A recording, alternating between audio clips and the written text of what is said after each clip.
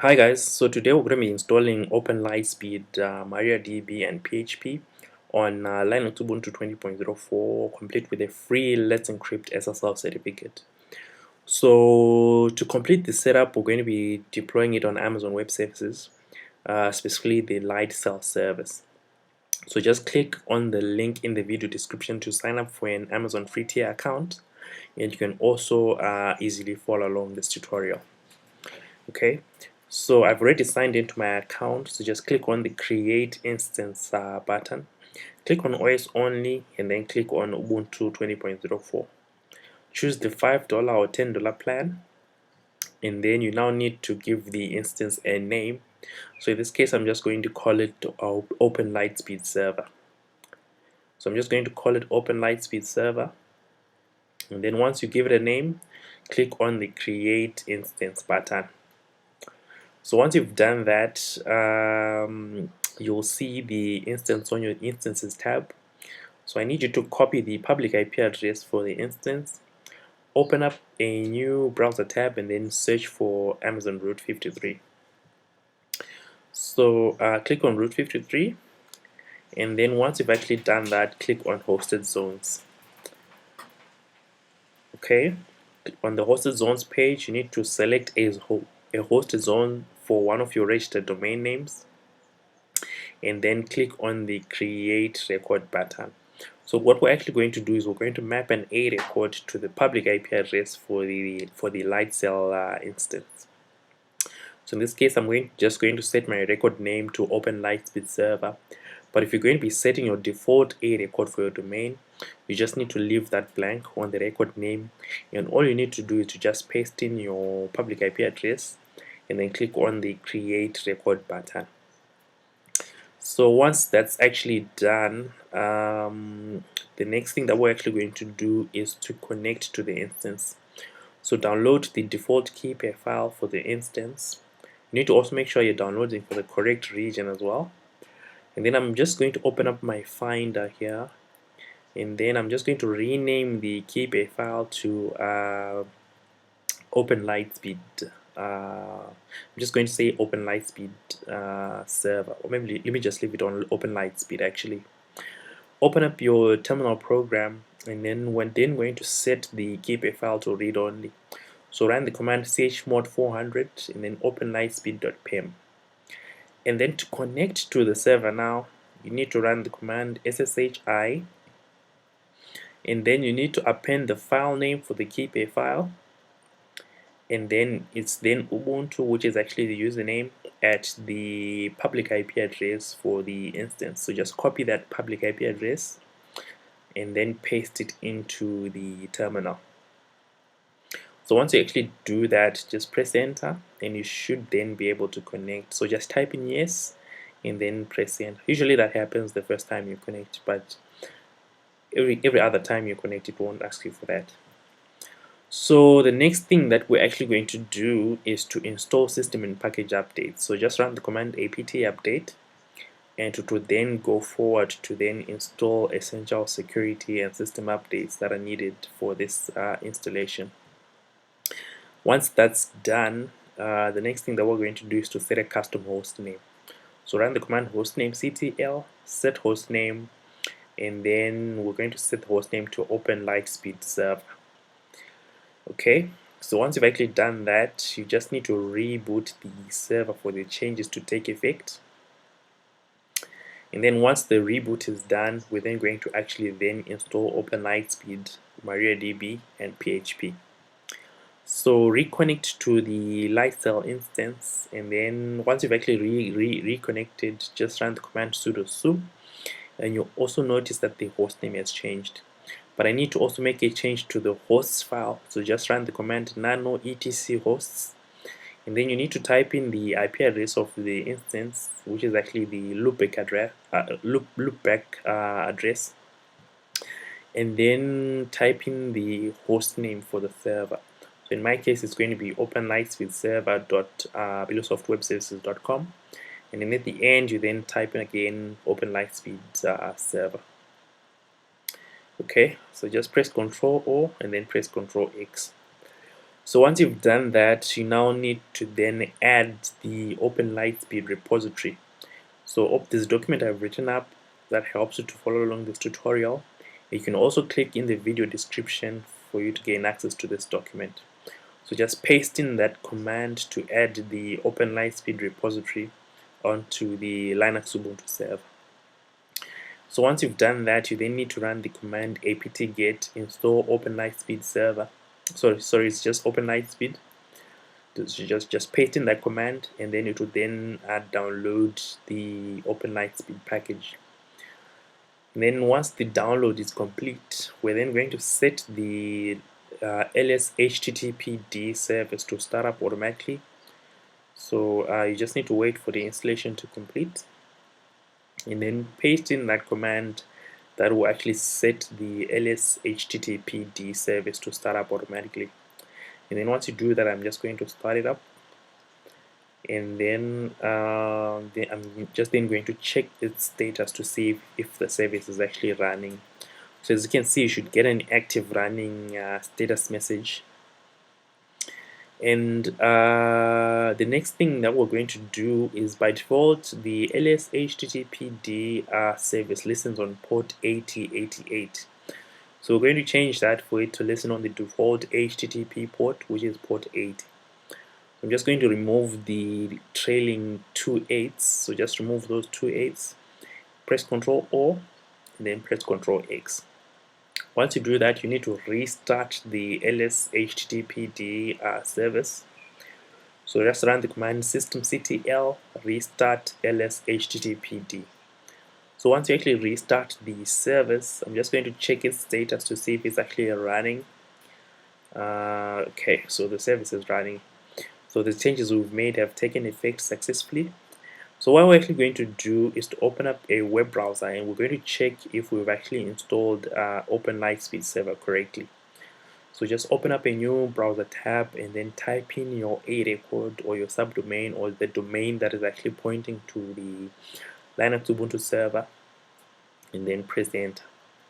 So if you press enter, it should open up a web page that should look like okay, it should actually look like this, whereby it says congratulations, you've actually installed Openlitespeed server successfully. So this is the page that you're supposed to get. If you don't get that page, then you need to go back to the previous steps and check if you did everything correctly. So the next thing that we're going to do is to install Mariadb. So just copy and paste that command, and then it will automatically install Mariadb, which is a MySQL database engine actually. And the other package that we're also going to install is PHP. So Mariadb and PHP will actually allow us to deploy applications such as WordPress and PrestaShop and the like.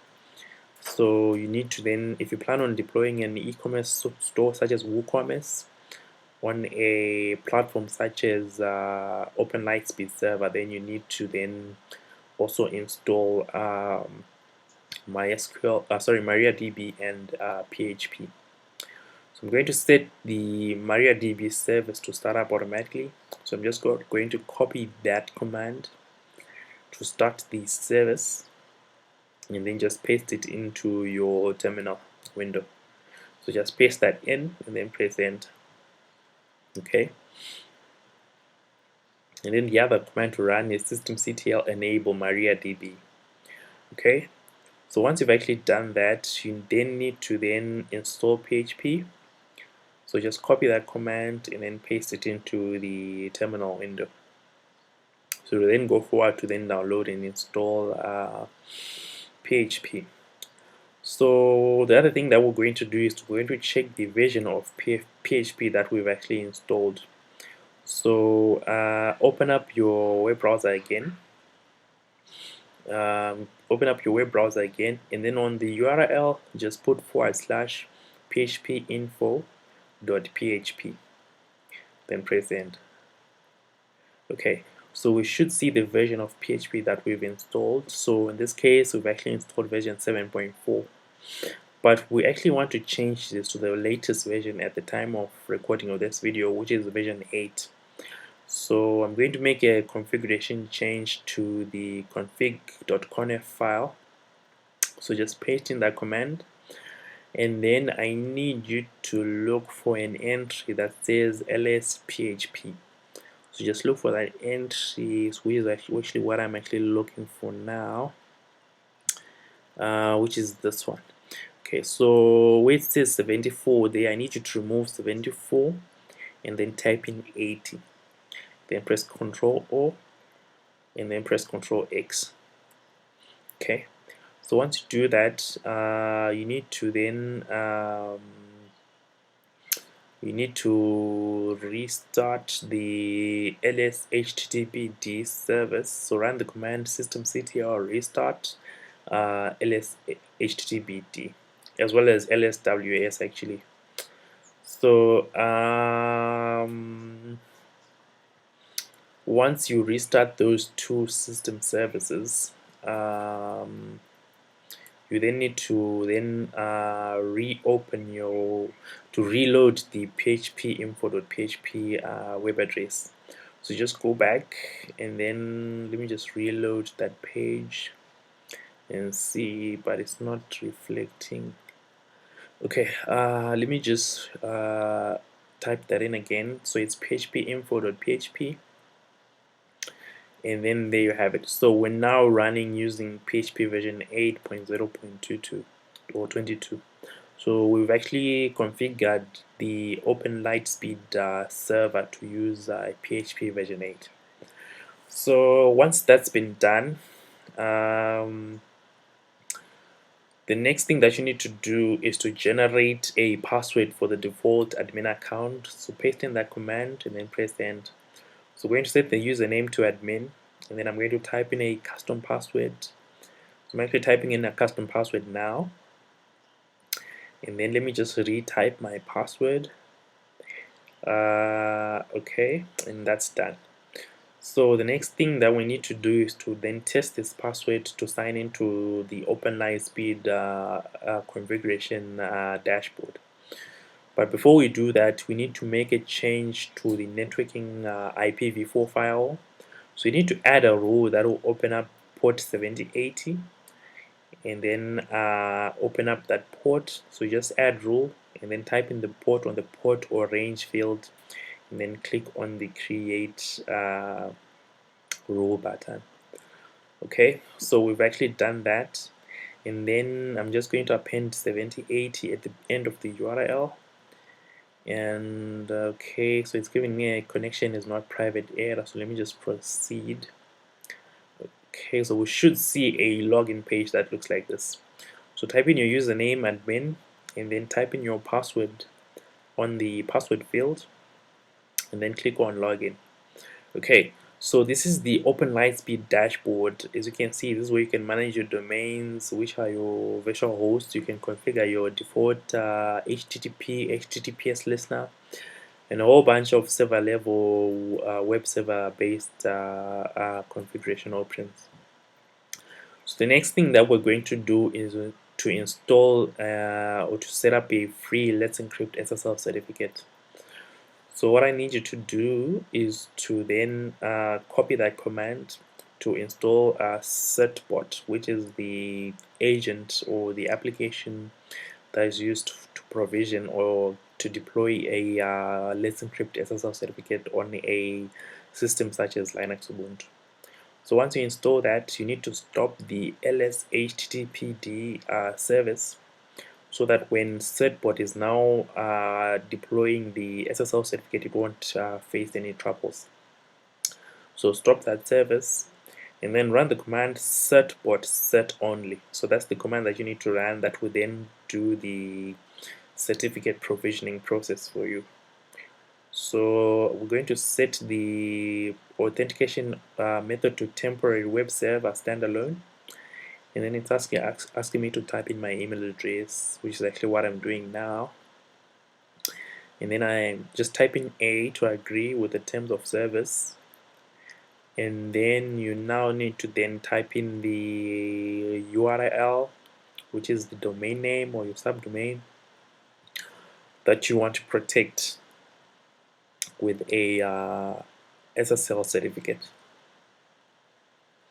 So type in the subdomain or your domain or your A record, whatever you want to call it, and then press enter. So to provision a SSL certificate for that domain that you've specified. And the next thing that we need to do is we need to edit the configuration file that sets up a cron task that actually automatically renews the SSL certificate, because Let's Encrypt SSL certificates expire after every 90 days. So you need to set up a cron task that will actually do the automatic renewal for you. Otherwise, every 90 days, you're going to have to log into your server to do this renewal process. So I'm just pasting in the command that will actually then do the renewal process for us, and then just press Ctrl O and press Ctrl X. So once you've done that, you now need to start the ls httpd service, as I'm doing now.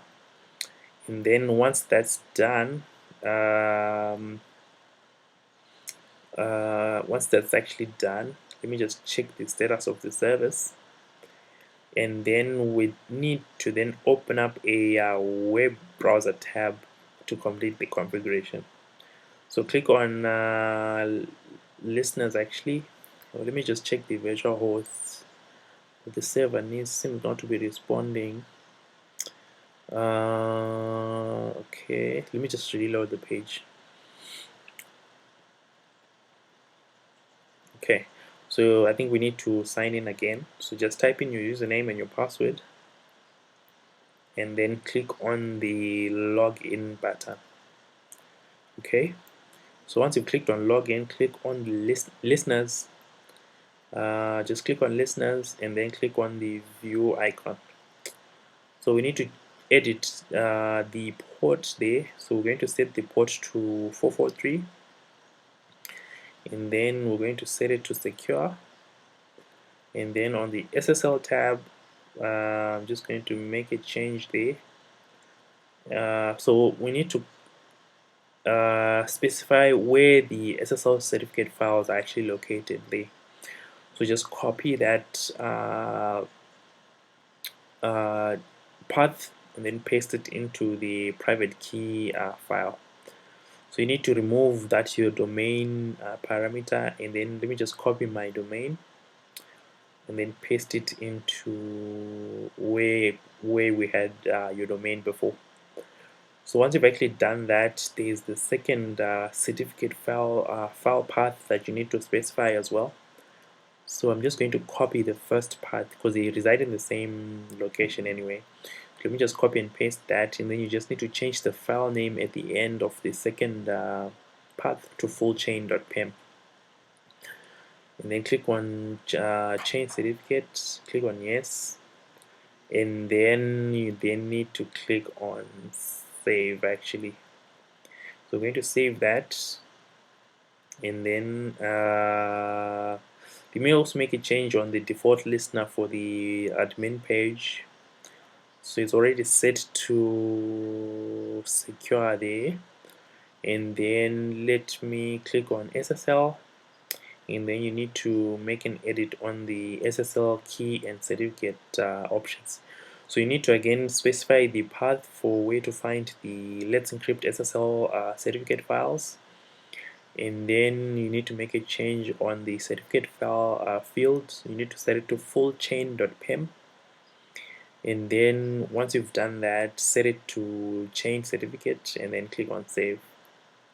Okay, so once that's done, we then need to do a graceful server restart. So just type in yes, and it will then restart the Openlitespeed services for us. So we're then going to test the certificate now, but before we do that, I'm actually going to add another IPv4 rule that opens up HTTP port 443. So I'm just opening up that port. Okay, and then I'm then going to delete the insecure or non-secure port 80 rule.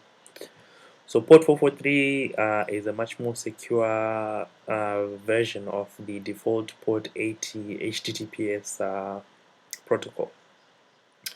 Okay, so let's test it out. Let's see if this is actually going to work, but it still says not secure. Because let me just try to say HTTP. Let's see.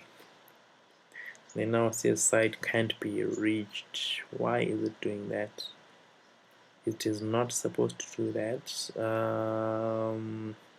Let me just check the ls httpd configuration actually. So I'm just looking for the command. Okay, so I'm just going to copy the command to edit the ls httpd configuration file, and then let me just open up that file. And then what we're looking for is port 80. I think we need to change it from port 80 to port 443. I'm just looking for port 80 where it was, because remember at first we changed it from 8088 to port 8. So I think we need to change it again to port, so let me just change it to port 443. So it's 443 there, and then press Ctrl O, and then press Ctrl X. Okay, and then after doing that, we're then going to restart the ls httpd service. Let me just restart it. Okay, and then let's try it out again. So I'm copying my URL again for the Openlitespeed server. So just copy that and then paste it into a new window. So okay, but it's still saying. Alright, let me check the listeners configuration. So click on listeners, then click on view. Okay, so I think I hadn't saved this part actually, so just set it to secure, then save that. And then let me just check the web admin settings as well actually, and also set to secure. Then I'm going to do a graceful server restart, and this time it should work. If it doesn't work, then I'll be so surprised. Okay, so just copy the URL again and then paste it into a new web browser window. Okay, so there you have it. So we've now successfully set it up, and as you can see, it now says connection is secure. So it's now using that Let's Encrypt free SSL certificate. Okay, and then let me just test access to the web admin page, the admin dashboard for Openlitespeed, to see if it's also connecting securely, and as you can see, it also says connection is secure. So that's been it, guys. That's how you can set up Openlitespeed on Ubuntu. Thanks for watching, and I'll see you in the next one.